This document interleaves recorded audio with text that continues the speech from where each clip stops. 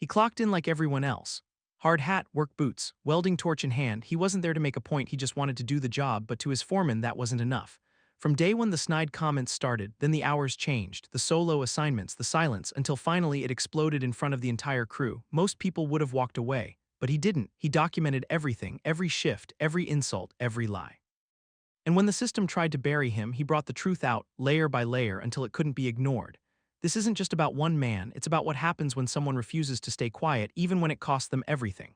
Would you have kept going? Tell us in the comments.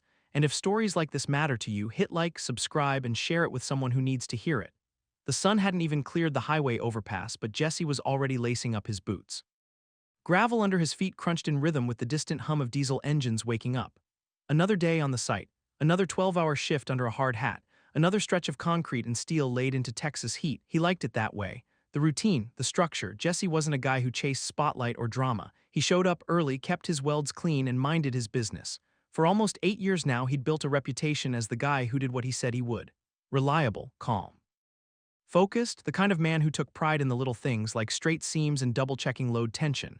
He wasn't out here to prove anything. Still, just by being himself, it felt like he always had to. Jesse Alvarez was one of the few openly gay men on the crew, and in a place like East Houston that still carried weight. Not everyone cared. Most guys just nodded, grunted, shared lunch when it made sense, and kept to themselves. But now and then, someone new would come along and try to remind him he didn't quite fit the mold. And that's exactly what happened the day Rick Dalton showed up. It was a Monday when Rick was introduced as the new foreman for Phase C of the highway expansion.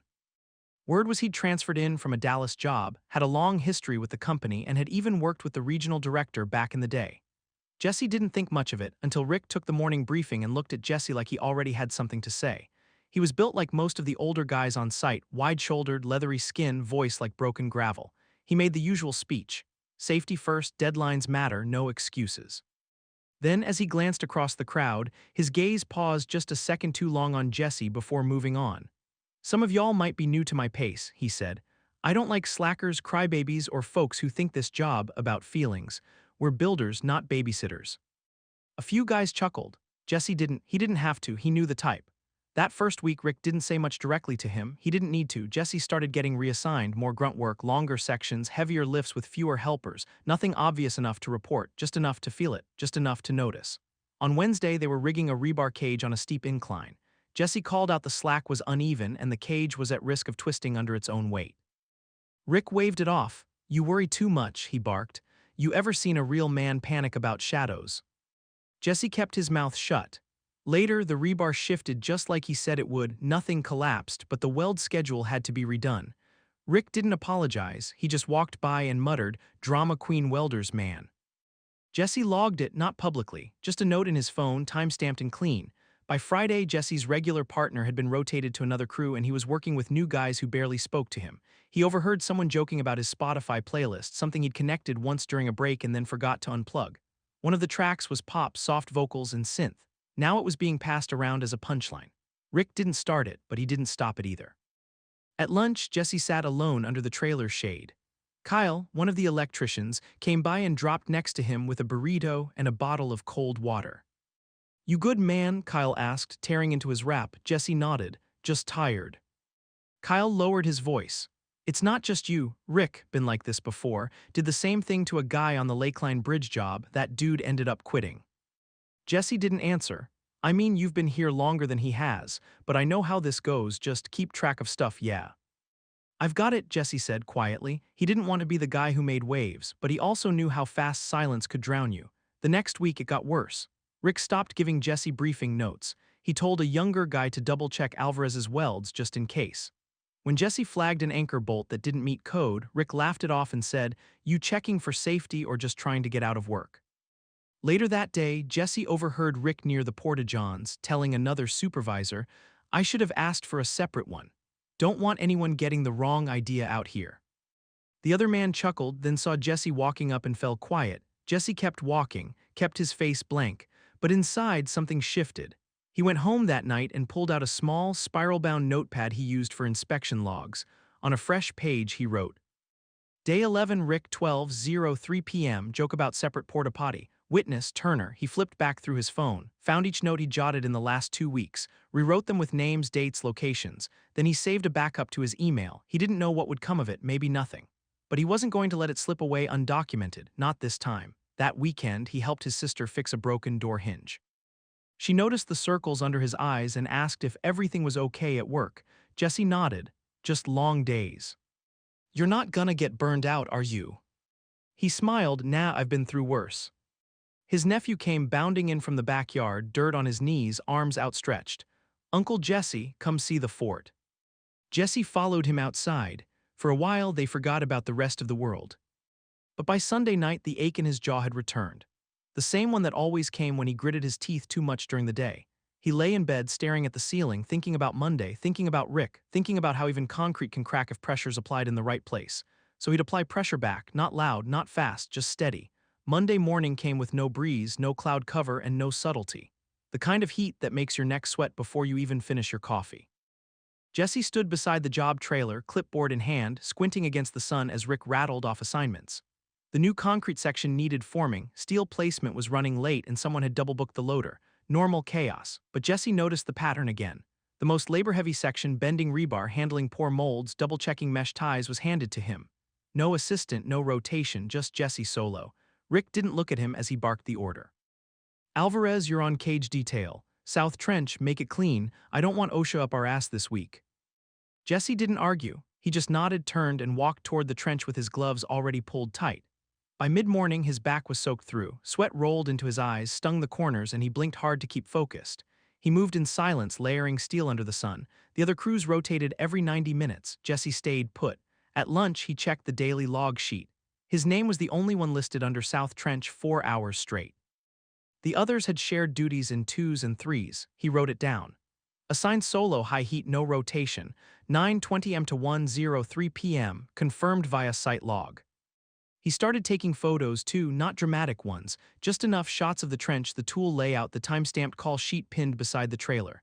Later that afternoon, a water line cracked near the site's southern border. Jesse spotted it first and radioed it in. Rick responded, but not with thanks. Did you touch the damn valve? Rick barked through the radio. No, I flagged it before anyone got near. Funny how this stuff always breaks around you. Jesse stared at the radio a moment, then replied, copy that, water's off. I've got footage of the area before failure. Sending to Kyle now. The silence that followed wasn't long, but it was heavy. That evening, Kyle swung by Jesse's truck before heading home. His face was tight, eyes flicking over his shoulder like he didn't want to be seen too long near him. You good? Jesse nodded, just keeping track. I heard Rick in the trailer talking about you, said you're starting drama, said you're trying to build a case like it's some lawsuit. Jesse shrugged. If he's not doing anything wrong, there's nothing to worry about. Kyle shook his head. He's got pull, man. People like him, they don't get pushed out easy. I'm not pushing, I'm recording. Kyle looked down at his boots. Just be careful. Jesse leaned back against the truck. I'm not trying to go viral, I just want to work in peace. But peace was starting to feel like a luxury. The next morning, someone had scrawled a word on Jesse's locker in black marker. 4 letters, crude, meant to sting. He didn't say anything, just opened the locker, wiped it with a rag, then took a photo before tossing the rag in the trash. The site manager walked by an hour later. Jesse showed him the picture. Can't prove who did it, the man said, shifting uncomfortably. Can you check the trailer cameras? They only cover the west lot. So nothing. The manager shrugged. I'll bring it up in the safety meeting. Jesse didn't bother following up, he just wrote another note. Locker vandalized, no investigation, no follow-up, photo saved, witness, none. He added it to the folder on his flash drive, then backed it up to an encrypted cloud account. Eric had helped him set it up over the weekend. You're building a case file, Eric had said quietly. No, Jesse had replied, I'm building a shield.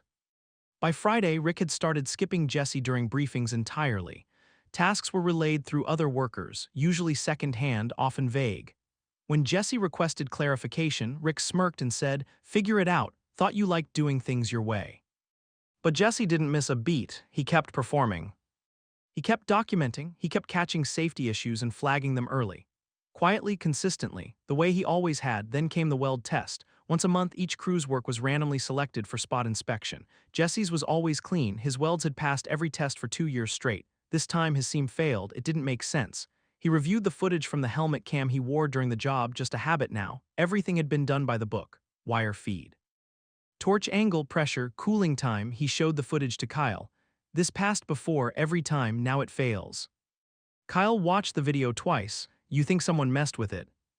Jesse didn't answer. He didn't have to. Instead, he filed the footage with his notes and submitted a formal request to review inspection logs. The next day, the log sheet vanished. Site office claimed it was misplaced. Jesse filed that too. By now, a few crew members had started avoiding him entirely. Others nodded at him with something between guilt and caution. Kyle stayed friendly but distant. He knew the game. He had a mortgage, a kid. Jesse didn't blame him. Then, as he was walking to his truck on Tuesday evening, someone passed by and muttered, just loud enough to hear, "Maybe you should work somewhere softer." He turned, the man kept walking. Jesse exhaled slowly, counted to 5, then to 10, then drove home. That night his sister found him sitting at the kitchen table with a blank piece of paper in front of him. "You okay?" "Yeah. You sure?" He looked up. "You ever get tired of explaining your worth to people?" She nodded. "Every woman I know does." He let out a short breath. "I just want to do my job." She put a hand on his shoulder. "Then keep doing it, the right people will see." He nodded, got up, walked into the guest room where he kept his old files and pulled out a box marked certs. Inside were test results, training logs, OSHA forms, signed evaluations from 4 previous foremen, including one that called him a stabilizing presence on site. He scanned each one, uploaded them, added them to the file. He stared at the upload bar, layer by layer. That's how foundations were poured. That's how walls were framed. That's how Jesse had always worked. Now it was how he'd fight, not with a shout, but with a record, with proof, with truth. The morning started like any other. Jesse arrived early, scanned the call sheet pinned beside the trailer, and saw his name listed again under solo tasks, temporary supports, form resetting, and some trench welding near the eastern section. It was the 3rd week in a row. The only other guy regularly given back-to-back solo assignments was new and already limping from a ladder slip the week before. Jesse grabbed his gloves, clipped his helmet to his belt, and walked to the rig. Kyle passed him on the way with a nod. "You good?" Kyle asked. "Same as always." "Watch your back." Jesse gave a dry smile. "I always do." By mid-morning, the air was thick and hard to breathe. The trench was shaded, but the heat pooled inside like a slow cooker. Jesse worked methodically, watching his weld temp, keeping the bead straight and solid. He paused to take a breath, lifted his helmet, and saw Rick standing 10 feet away, arms crossed. "You enjoying yourself down there?" Rick asked. Jesse didn't reply, just went back to work. Rick stepped closer. "I asked you a question." Jesse finished his weld, raised his visor again, and stood. "I'm following the assignment. If there's a problem, you can write it up." Rick scoffed. "The problem is you don't listen. You think just because you walk around here with your little clipboard and your clean boots you know better than me." "I didn't say that." "You act like it." Jesse stayed calm.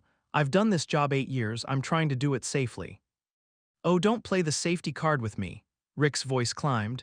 "You always pull that when you don't want to get your hands dirty." Now others were looking over, guys up on scaffolding, leaning on support bars. The kind of silence that comes when people sense a line being crossed. Rick took another step. "You want a separate bathroom? You want a rainbow flag on your locker? Or do you want to do your damn job without making everything about you?" Jesse didn't flinch. "I come here to work, not to be humiliated." Rick stepped forward again, too close. He smacked the welding helmet off Jesse's belt. It clattered into the trench. Jesse didn't move. Rick was breathing hard now. "Pick it up." Jesse looked him in the eye. "No." "Excuse me." "I said no." Kyle's voice came from behind. "Back off, Rick." Rick turned, saw Kyle standing there with his arms crossed and his phone already recording. "You really want to do this, Kyle?" Rick asked. "You already did it." Rick's face flushed. He spun around, looked at Jesse again, then turned and walked off, cursing under his breath. Jesse didn't move until he was gone. Then he climbed down, retrieved his helmet, and set it carefully beside the trench. Kyle stepped closer. "You okay?" Jesse exhaled. "No, but I'm done pretending it not happening." They walked back to the trailer. Jesse filed an incident report with the site manager, handed over the time, place, witnesses. Kyle sent him the video. It showed everything, Rick's voice clear, his posture aggressive, the moment he hit Jesse's gear. The manager said, "We'll look into it." Jesse nodded. "I'm filing a formal complaint, not just with you, with the union and HR."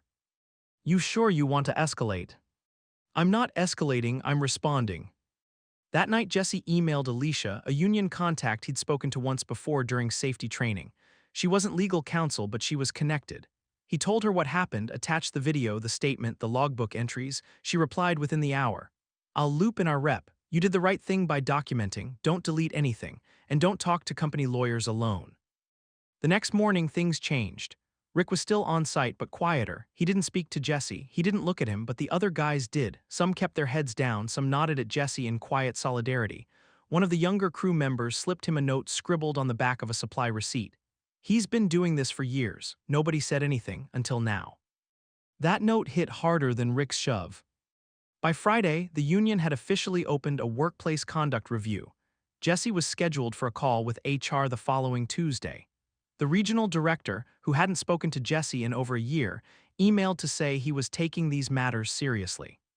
Kyle stopped by Jesse's truck again before the weekend. They're saying Rick's trying to play it off like it was mutual, Kyle said. Jesse raised an eyebrow. They're calling that mutual. He told someone you shoved him, said you made him feel threatened. Did anyone believe him? I don't think so, the video's doing the rounds.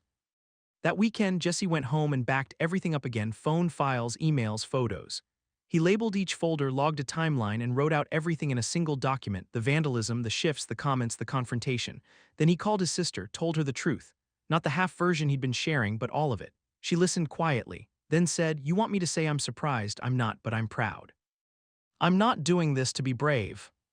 "I know," she said, "you're doing it so it stops." The following Monday, Jesse was pulled from the trench crew and reassigned to a temporary inspection detail. It was the safest move the company could make without acknowledging what was happening. They still hadn't suspended Rick, but the pressure was building. The story hadn't hit the press. Not yet, but rumors were growing. Someone from a safety blog emailed Jesse asking for comment. He didn't reply. Tuesday morning came with the HR call. Jesse sat at home, phone on speaker, folder open on his laptop, Eric at the kitchen counter nearby. The woman on the line introduced herself, then asked Jesse to describe what had happened. He didn't rush, he didn't dramatize, he just told the truth, clean and complete. She asked if he had supporting documentation. He said yes. She asked if there were witnesses. He said yes. She asked if he'd be willing to participate in a formal investigation. He said absolutely. When the call ended, he sat back in the chair, arms crossed, staring at the ceiling. Eric poured him a glass of water. "That was the hard part," Eric said. Jesse nodded slowly. "It's not over." "No," Eric replied, "but it's yours now, the story's yours, not his." Jesse looked at the flash drive on the table, small and silent. He thought about the months of being pushed to the edge. The helmet, the slur, the silence, and the choice to stand still when someone tried to make him small. That was the real breaking point, and it hadn't broken him, it had clarified everything. The job site didn't change overnight. There were no grand apologies, no banners declaring justice. The gravel still crunched under steel-toed boots every morning. Cement mixers still roared like wild animals just past sunrise. Workers still walked with thermoses and tool belts like they had any other week, but Jesse felt the difference. It was in the space people gave him, the longer stares, the conversations that stopped when he passed, the ones that picked up again too loud, too fast, and then there were the ones who approached him quietly, never when Rick was nearby and never when anyone else was watching. One of the scaffolders, Anthony, waited until lunch break to lean in with a low voice and a steady eye. "You're not the first," he said. Jesse didn't answer. He waited. "Rick got into it with a guy named Tom 2 years back. Another welder, didn't last long, told HR he was being undermined by soft personalities." "Tom's still around?" "No, took a payout and left the state." Jesse nodded. "Thanks for telling me. I didn't before, that's on me." Jesse wrote Tom's name down that night. Searched online, found an old safety award list with a company email. He sent a short message, calm, respectful, and clear. Tom responded the next day. He remembered everything, the name-calling, the baiting, the constant setup-to-fail assignments. He hadn't documented it at the time, but he'd told 3 coworkers about it back then. He offered to write a statement, said he'd testify if needed. Jesse sent it straight to Alicia. Her reply came in bold, excited text. "This helps, a pattern matters, this builds weight." The union rep handling Jesse's case, a man named Gregory, set up a formal file review. They combed through previous complaints filed against Rick. Most were listed as resolved or unsubstantiated, but even patterns that had been swept aside could resurface now that someone was shining a light directly on them. Meanwhile, Rick stayed in place, still stomping around like nothing had changed, still throwing his weight around with the confidence of a man who believed he was untouchable. but Jesse noticed the cracks. Rick didn't yell as much in meetings. He didn't assign Jesse to dangerous solo work anymore, mostly because Jesse had been moved off Rick's team entirely. And when he passed Jesse on the lot, he looked away. That silence spoke volumes. Kyle kept checking in, but more warily now. He had his own job to protect, and Jesse could tell he was starting to feel the weight of association, but he didn't back out. "I'll stand if they ask me to," Kyle told him. "Just don't make me your poster boy." "I don't need one," Jesse said, "just honesty." 1 week later, Jesse received a certified envelope. Inside was a letter from the company's legal department stating that Jesse had been flagged in an internal review and was being temporarily relieved from high-risk assignments until the investigation concluded. They called it a neutral safety measure. Jesse called Alicia. "They're trying to sideline you," she said. "Make it look like you're the disruption, not the victim." He exhaled. "What do we do?" "We send them everything again, and we ask for an investigation timeline, and we remind them that you're backed by the union." Jesse did exactly that. Meanwhile, the story continued to spread, not publicly, not loudly, but person to person. Someone in procurement emailed Jesse anonymously, said Rick once told a vendor not to bother hiring the fruity guy for welding inspections. That vendor wrote up a complaint that was never followed up. Another woman, ex-safety lead, got Jesse's number from Tom. Her name was Darlene. She'd quit after 6 months working with Rick. Said she couldn't get a single safety concern addressed when he was in charge. "I documented everything," she said over the phone, "even have dated emails. I wasn't brave enough to do anything with them then, but I'll send them now." She did 10 emails, all ignored, all time-stamped. Jesse sat at the kitchen table reading each one, the text glowing on his screen like sparks off a grinder. Each one layered like rebar, reinforcing what he already knew. This wasn't personal, it was structural. That same week, Jesse's story finally broke into the press, though not because of him. A regional labor watchdog blog published a short feature titled, "Toxic Foreman and Union Silence, Who Protects LGBTQ+ Workers in Construction." It didn't name Jesse, but it referenced an ongoing complaint filed by a Houston welder against a known supervisor with prior allegations. The blog included quotes from advocacy groups and statistics on harassment in the trades, quiet, damning, and hard to ignore. 2 days later, the safety director for Jesse's company sent out an all-site memo reminding staff of their commitment to diversity, inclusion, and equitable treatment on the job. It listed Jesse's site by name. A copy of the memo was pinned to the trailer wall. Rick tore it down before lunch. Someone else pinned up a fresh copy before break ended. The crew noticed. They always noticed more than they admitted. That night, Jesse finally agreed to speak on the record. The reporter from the Watchdog blog had reached out again, offering a protected interview pseudonym, no identifying photos. Jesse declined the pseudonym. He used his real name. "If we want to change this, we can't hide anymore," he told Eric. Eric didn't argue. He just placed a quiet hand over Jesse and nodded. The article went live the following Thursday. It didn't go viral, but it did circulate in the right circles, within the union, within the trades, among younger workers trying to carve out safer spaces on rough terrain. The article included quotes from Jesse, from Tom, from Darlene, from Kyle. The same day it published, Alicia called. "They're scheduling Rick for a disciplinary hearing," she said. "He's officially under internal review. That doesn't mean they'll fire him yet, but it means we have traction." Jesse didn't smile, not yet, but something inside him exhaled. He went back to work the next day, walked onto the site, clocked in, took his clipboard and checked the cable tension on the new rig. Rick wasn't there, no explanation, no announcement, just gone for the day. The silence had changed again, less suspicious, less cold. This time it felt like something else. Respect maybe, or caution, or the beginning of recognition. At lunch, Anthony slid over and sat beside him. "You hear they're reviewing all Foreman complaints across the region," he said. Jesse blinked. "No." "They are. You shook something loose." "I didn't do it alone." "No," Anthony agreed, "but you didn't look away." Jesse stared across the yard. Trucks idled. Steel shimmered in the distance. Rebar stuck up from the dirt like bones rising through a grave. It had been a long climb out of silence, but he was finally standing on something solid. For a few days, it felt like progress. Rick was off-site. The air was clearer. The whispers had started to fade into nods. Someone even left Jesse an extra Gatorade on his tool bench. No note, no name, just a gesture. And after the article dropped, Jesse received 5 messages from crew members on other job sites. A few just wrote, "Thank you." One shared a story about a trans pipefitter pushed off a crew by another foreman. Jesse read them all, saved them, replied to each, but he knew better than to relax. Systems don't fold because of a few good days. They recoil. The first sign came on a Tuesday. Jesse showed up to work and found a new note taped to the back of his locker, plain paper, black marker, no signature. "Watch your back. People lose jobs over less." He didn't flinch. He took a picture, tore it off, and walked it straight to the site manager, who glanced at it with a sigh and mumbled that he'd bring it up to HR. Jesse asked if security cameras covered the locker room. They didn't, of course. That afternoon, Kyle found him on break, looking tense. "You're on their radar now," Kyle said quietly. "Management, they're not happy. I filed everything by the book. Doesn't mean they want it on the record." Jesse nodded, let them watch. But the pressure crept in fast. On Wednesday, he was pulled into a surprise check-in with HR, no union rep, no advance notice. Just a soft-spoken woman in a blazer and a regional compliance officer on a Zoom call asking how he felt about the current working environment. Jesse didn't take the bait, he kept it factual. He mentioned the locker note, the harassment, the ongoing complaint. The compliance officer smiled too wide. "We just want to make sure there's no escalation from your side." "My side," Jesse said, "no retaliatory behavior, no spreading inflammatory rumors." "I gave evidence," Jesse replied. "That's not rumor." The meeting ended 10 minutes later with a vague offer to transfer Jesse to another site if he felt uncomfortable. He declined. That night, Alicia called him. "They're trying to build a narrative," she said, "trying to make you look like the problem child." "I expected this."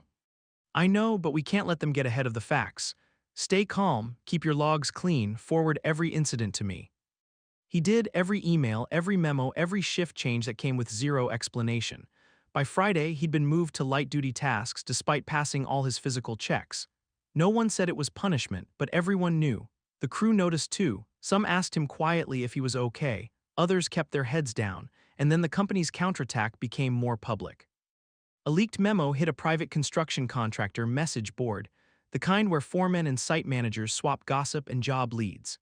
It referenced disruptive conduct on the Houston job, claimed a worker had fabricated allegations to avoid discipline, and warned of the risks of elevating personal identity over professional standards.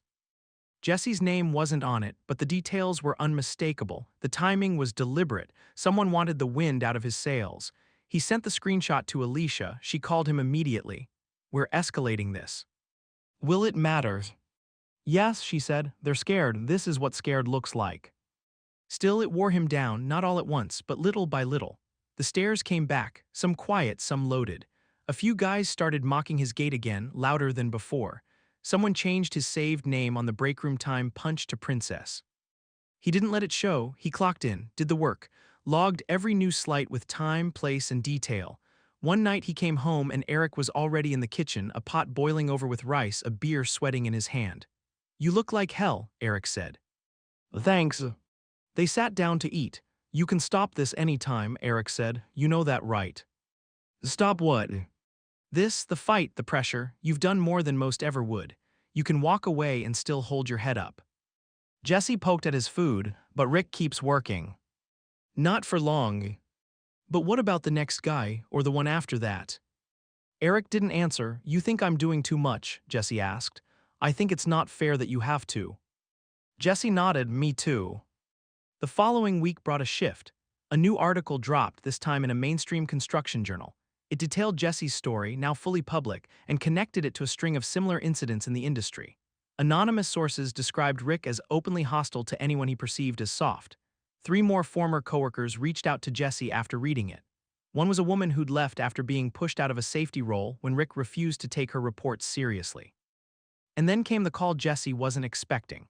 It was from a woman named Valerie Pierce, someone he'd never met but who introduced herself as a coordinator for a national labor watchdog group. "I just wanted to say thank you," she said. "Your story is making waves. We're compiling case studies for a presentation to OSHA and a few key state labor boards. Would you be willing to let us include yours?" Jesse was quiet for a moment. "Yeah," he said. "Yeah, I would." 2 days later, the regional manager finally spoke to him directly. She pulled him aside at lunch, led him to the trailer with a folded sheet of paper in her hand. "I know this has been a lot," she said, sitting behind a plastic desk. Jesse stayed standing. She held the paper out. "We'd like to offer you a voluntary transfer, higher pay, different site, new team, fresh start." Jesse didn't take the paper. "I'm not the one who needs a fresh start. We're trying to avoid further noise." Jesse raised an eyebrow. "Noise? This attention, it's not helping morale." "It's not supposed to." The silence between them stretched. She finally said, "You're turning down a promotion." No, Jesse replied, I'm turning down silence. He walked out. As he crossed the yard, the sun was setting behind the cranes. The dirt kicked up at his heels. He could feel the tension still. But underneath it there was movement, slow, real. That night another message came in. This time from a safety officer who'd worked with Rick a decade ago. Her message was simple. I've got records, I'm with you. It started with a scheduling change. Jesse showed up Monday morning, gear in hand, ready for another day of light-duty tasks, but the assignment list was different. A new crew rotation, new safety rep, and no sign of Rick's name on any of the active projects. He checked with Kyle, who had always had a better sense of what moved behind the curtain. They pulled him off all on-site duties, Kyle said, keeping his voice low. Rumor is they're preparing for a hearing, something internal but real. Jesse didn't let himself react. He didn't smile or nod. He just walked toward the staging area and started his day. But the shift was there. In the way people looked at him, not suspicious, not pitying, curious maybe, a little more respectful. One of the apprentices even asked him for help welding a corner joint, something no one had done in months. That afternoon, the safety officer, a young woman named Brielle, handed Jesse a sealed envelope during break. Inside was a notice confirming the official disciplinary hearing for Rick Dalton, scheduled for the following week. Jesse was listed as a key witness. Alicia called that evening.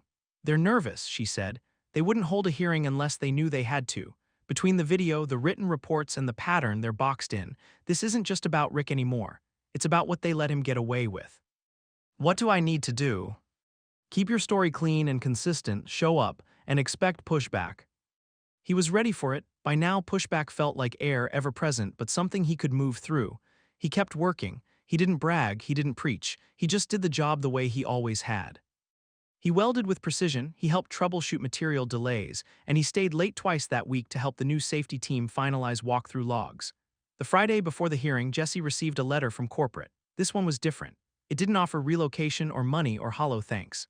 It informed him that the company would be conducting a broader internal review of workplace conduct and that his complaint had been instrumental in initiating the process. No apology. But also no denial, progress in the language of bureaucracy. Jesse told Eric over dinner. You're making them look, Eric said, that's rare. Jesse nodded. I didn't think they'd let it get this far. Most don't, that's why it works.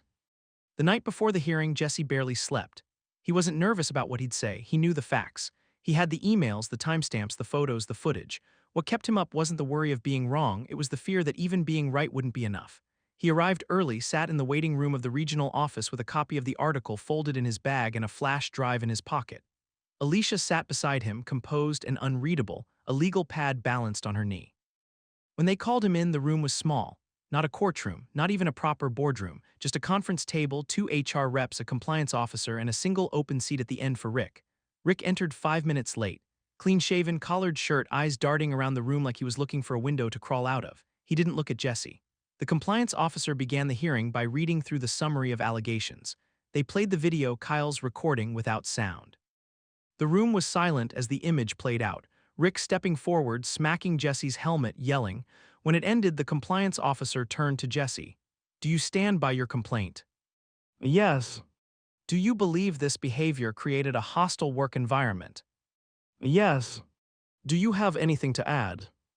Jesse hesitated just long enough to collect his thoughts. I didn't want this, he said.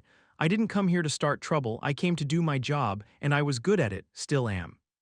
But being good at your job doesn't mean you should have to accept being targeted. Harassment isn't a condition of labor. He looked directly at Rick. I didn't record you out of revenge, I did it to protect myself, and now I'm here to protect anyone who comes after me. Rick said nothing. His face was tight, jaw clenched, the silence louder than anything he could have said. They wrapped the hearing within the hour. Jesse was told he'd receive the decision by the end of the week. He walked out without a backward glance. He drove home with the windows down, the wind cutting through the noise in his head. That night he slept without dreaming. The verdict came 3 days later. Rick was being terminated, effective immediately. The letter cited a pattern of unprofessional conduct, workplace hostility, and violations of the company's inclusivity standards. It was the kind of language meant to sound neutral, but Jesse felt the weight of every word. It didn't feel like a celebration. It felt like an exhale. The next morning, Jesse showed up to the site and found a new foreman had been assigned, a woman named Tasha with a strong voice and no tolerance for games. She shook Jesse's hand her first day and thanked him quietly. I heard what you did, she said. I won't waste it. Word got around. One of the other crews sent over a signed thank you card. Someone stuck a rainbow sticker on Jesse's locker. No name, no note, just a small signal left in silence, and then came the call from the union. They wanted him to speak on a panel about workplace safety, about retaliation, about why documentation and calm resistance matter. Jesse hesitated. "I'm not a speaker," he said. "You are now," Alicia replied. He said yes. The event took place in a modest hall just off the union office. Maybe 40 people in the room, some younger workers, some old heads who didn't say much but nodded a lot. Jesse spoke for 10 minutes, just the facts, no dramatics. "I didn't win," he told them. "I just didn't lose quietly." Afterward, two younger workers came up to him. One was a trans woman working in electrical. The other was a gay man who had just joined a pipe-fitting crew. Both said they'd nearly walked off their jobs more than once. "Now we won't," the trans woman said, "because you didn't." When Jesse got back to the site the next day, he found Kyle waiting for him near the rig. "You did it," Kyle said. "I did what I had to." Kyle smiled. "That's what doing it looks like." Jesse smiled back, not big, not proud, just enough. He walked to his station, checked the equipment, put his helmet on, and got back to work. And this time when he looked up, no one looked away. There was no banner, no plaque, no speech. When the final report came through, one that documented Jesse's formal complaint, the investigation results, and Rick Dalton's termination, it didn't come with ceremony, just a PDF in his inbox. It sat there for a full day before he opened it. He read every line. The wording was careful, legal, detached, but Jesse didn't need it to be emotional. He didn't need apologies printed in bold or language crafted to flatter. He only needed what was there, acknowledgement and a record, something permanent, something that couldn't be brushed away by rumor or silence. He forwarded the file to Alicia, then to his sister. Then he saved a copy in a folder labeled simply "Closure." On site, the mood had shifted, not just toward him but toward what he'd made possible. The new foreman, Tasha, had instituted structured safety check-ins twice per week. The union sent out a new anti-harassment training module that now included Jesse's story, anonymized but unmistakably familiar to those who'd been watching. And for the first time in his career, Jesse found himself being asked, not told, how he thought a job should be done. One morning, Brielle pulled him aside with a grin. "They're asking if you'd be willing to train some of the new apprentices," she said. "Apparently someone upstairs wants you mentoring." Jesse blinked. "Why me?" She shrugged. "You didn't quit." He took the offer. Not because he wanted to teach exactly, but because he understood the weight of being seen. He remembered being 21, just starting out, already told to keep quiet about who he was, what kind of music he liked, even how he talked. The first apprentice they paired him with was a tall, lanky guy named Lewis, who was quiet but sharp. One afternoon, as they checked wire tension, Lewis asked him point-blank, "Is it true what happened, the article stuff?" Jesse didn't flinch. "Yeah, it's true." Lewis nodded slowly, then said, "That's badass." Jesse smiled. It was necessary. And then they went back to work. In the months that followed, Jesse found a strange new rhythm, not just of routine but of response. His inbox filled with notes from workers across the country. Some shared full stories, some just said thank you. A few asked for advice, how to file a complaint, how to document without getting fired, how to find allies. He answered everyone. He didn't consider himself an activist. He wasn't out here organizing rallies or starting nonprofits. But he could do this. He could answer. He could remind them they weren't alone. One of the most unexpected messages came from a woman who'd worked with Rick almost 12 years ago. She left the trades entirely, moved into a different industry, but had followed Jesse's story from a distance. "He told me I didn't belong on his crew. I thought maybe he was right, but watching you, I know now he was just scared of anyone who didn't look like him. Thank you for staying." Jesse read that one twice. It wasn't revenge that had kept him going. It wasn't even vindication. It was something quieter than that. A need to exist without being made to feel like a trespasser. One Saturday morning, months after the hearing, Jesse and Eric drove out to a quiet field about 40 miles from town. The new site was a city-funded community project, a rec center and green space near an underserved neighborhood. Jesse had signed on to oversee a section of the structural work. He stepped out of the truck, pulled on his boots, and looked across the bare ground. Nothing had been poured yet, no beams, no fencing, just soil, raw and wide. He walked to the edge of where the foundation would go. In his mind, he saw the outlines, what would soon be shaped, what would rise from this empty stretch of earth. Eric stood beside him. "This one's yours from the start," he said. Jesse nodded. "Feels different." "Because it is." Jesse looked down at his hands, scarred a little from welding burns, calloused from years of work, hands that had stayed steady when everything else trembled. "I keep thinking it'll feel over," he said, "and it does." "Not really." Eric nodded. "Maybe it's not supposed to, maybe it's just meant to feel real." They stood in silence for a moment. Jesse reached into his jacket and pulled out a small laminated card, a safety checklist template he'd created and had laminated for his new crew. It was standard, simple, but at the bottom, in small print, were 4 words. Every worker deserves dignity. He didn't ask permission to include it, no one had objected. By Monday, the crew arrived, young, eager, mostly new faces. Jesse met them one by one, no lectures, no sermons, just firm handshakes, safety checks, and clear expectations. Later that week, Lewis texted him a photo. It was the break room wall at another site. Someone had pinned up Jesse's checklist. Below it, a note. Copied from Alvarez's crew, we're using it now too. That night, Jesse walked out onto his apartment balcony. The city buzzed below, not loud, not still, just constant. He looked up at the sky. No stars, too much light pollution, but the dark was calming anyway. Eric stepped out behind him, wrapped an arm around his waist. You ever gonna stop checking for fallout? He asked. Jesse thought for a long second. Maybe not, but I'm not afraid of it anymore. Good. They stood there for a while, no words, just presence. 2 men standing in the soft quiet of survival. In the distance, a crane moved steel into place even though it was late. Somewhere another crew worked under floodlights, pouring concrete, tightening bolts, laying the bones of another building into the earth.